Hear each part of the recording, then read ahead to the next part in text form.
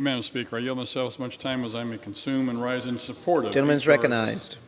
7352, the PPP and Bank Fraud Enforcement Harmonization Act of 2022.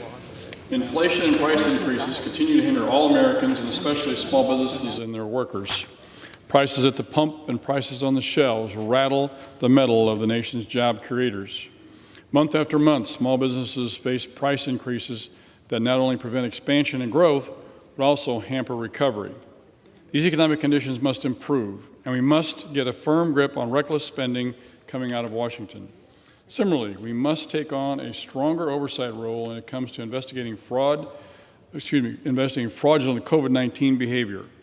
When America's small businesses faced state and local COVID shutdown orders, Congress moved quickly and stood up the Paycheck Protection Program.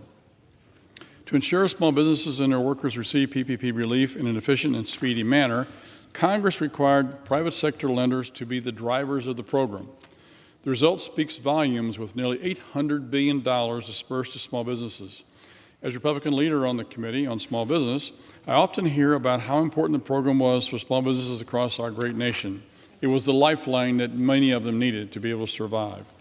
While most lenders' fraud defenses were strong due to federal financial rules such as Know Your Customer, fraudulent behavior did take place. Investigations are underway, but more time will be needed and required to bring justice to those who defrauded the program.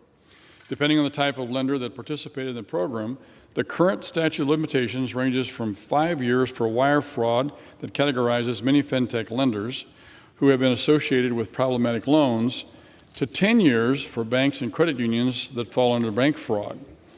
H.R. 7352, the PPP and Bank Fraud Enforcement Harmonization Act of 2022, takes important steps to create an across-the-board 10-year statute of limitations on all loans handed out through the PPP program.